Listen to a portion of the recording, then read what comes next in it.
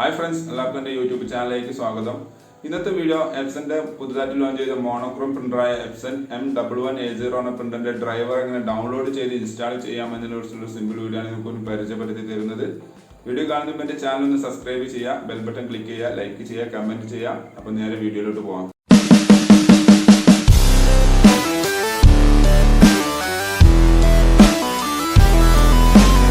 ഒരു browser open ചെയ്തതിന് ശേഷം അതിൽ ഗൂഗിളിൻ്റെ ഹോം പേജ് എടുക്കുക.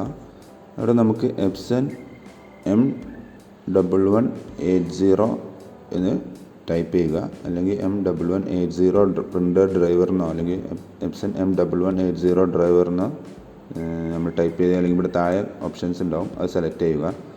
അപ്പോൾ അവിടെ ഫസ്റ്റ് തന്നെ epson.co.in എന്ന എപ്സൻ്റെ ഒഫീഷ്യൽ വെബ്സൈറ്റ് ഉണ്ടാവും. അത് ആ ഒഫീഷ്യൽ വെബ്സൈറ്റ് ക്ലിക്ക് ചെയ്യുക. അപ്പോൾ ആ വെബ്സൈറ്റ് ഓപ്പൺ ആയി വരും. അപ്പോൾ നമുക്കിവിടെ നമ്മൾ ഓപ്പറേറ്റിംഗ് സിസ്റ്റം ഏതാണെന്നുള്ളത് സെലക്ട് ചെയ്യാനുള്ളൊരു ഓപ്ഷനാണിത്. ഇപ്പോൾ നമ്മളുടെ ഏതാണോ ഉള്ളത് അത് ഓട്ടോമാറ്റിക് അവിടെ സെലക്റ്റായി കിടക്കുന്നുണ്ടാവും. കണ്ടില്ല, ഇവിടെ ഡിറ്റക്റ്റഡ് എന്ന് കണ്ടില്ല ബ്രാക്കറ്റിൽ, അതാണ് നമ്മൾ ഓപ്പറേറ്റിംഗ് സിസ്റ്റം. അത് സെലക്ട് ചെയ്യുക. എന്നിട്ട് താഴോട്ട് പോരുക. അവിടെ ഡ്രൈവേഴ്സ് എന്നുള്ളൊരു ഓപ്ഷൻ കാണാം. അത് ക്ലിക്ക് ചെയ്ത് കഴിഞ്ഞാൽ അതിൻ്റെ റൈറ്റ് സൈഡിലുള്ള ഡൗൺലോഡ് ഒന്ന് ക്ലിക്ക് ചെയ്യുക. അപ്പോൾ നെക്സ്റ്റ് പേജിൽ ഈ അക്സെപ്റ്റ് എന്നുള്ളത് ചോദിക്കും. അക്സെപ്റ്റ് ക്ലിക്ക് ചെയ്ത് കഴിഞ്ഞാൽ ആ ഫയൽ ഓട്ടോമാറ്റിക് ഡൗൺലോഡിങ് ആവും. അപ്പോൾ ഏകദേശം നമ്മൾ ഡൗൺലോഡിങ് ആയിട്ടുണ്ട്. എന്നിട്ട് റൈറ്റ് ബട്ടൺ നോക്കി ഓപ്പൺ കൊടുക്കുക. ഓപ്പൺ കൊടുക്കുന്ന സമയത്ത് ഇതേപോലെ സിപ്പ് ഫയൽ ഓപ്പൺ ആയി വരും. അവിടെ യെസ് എന്ന് കൊടുക്കുക. അപ്പോൾ അത് അൺസിപ്പ് ആവുന്നതാണ്. എന്നിട്ട് ഒന്ന് വെയിറ്റ് ചെയ്യുക. ഇത് ഇൻസ്റ്റാളേഷൻ ഫയൽ തുടങ്ങിയിട്ടുണ്ട്. അപ്പോൾ ഓക്കെ എന്ന് കൊടുക്കുക. ഇവിടെ ഓക്കെ എന്ന് കൊടുക്കുക. ഇവിടെ എഗ്രി എന്ന് ടിക്ക് ചെയ്തതിന് ശേഷം ഓക്കെ എന്ന് ക്ലിക്ക് ചെയ്യുക.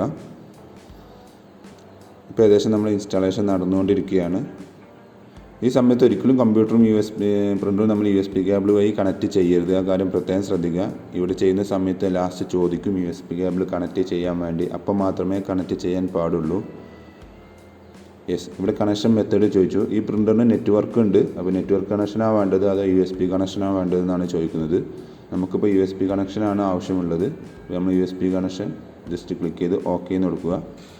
ഈ സമയത്ത് നമ്മൾ പ്രിൻ്ററും കമ്പ്യൂട്ടറും തമ്മിലുള്ള USB കേബിൾ കണക്ട് ചെയ്യേണ്ടതാണ്.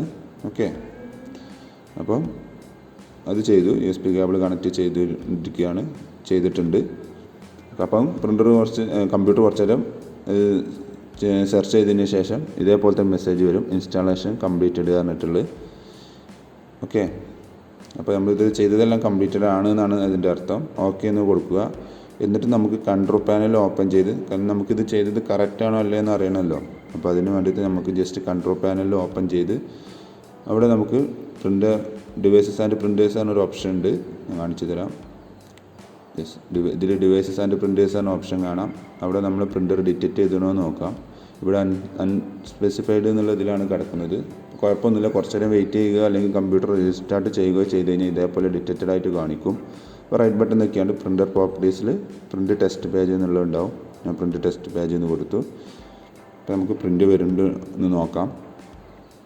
യെസ്, പേപ്പർ പിക്ക് ചെയ്തിട്ടുണ്ട്, പ്രിൻറ്റിങ് നടക്കുന്നുണ്ട്. ഓക്കെ, അപ്പോൾ ഇത്രയേ ഉള്ളൂ. Thanks for watching my video. Video ഇഷ്ടമെന്ന് വിചാരിക്കുന്നു. അപ്പോൾ സബ്സ്ക്രൈബ് ചെയ്യാൻ മറക്കരുത്, ലൈക്ക് ചെയ്യുക, കമൻറ്റ് ചെയ്യുക. അപ്പോൾ ഓക്കെ, ബൈ.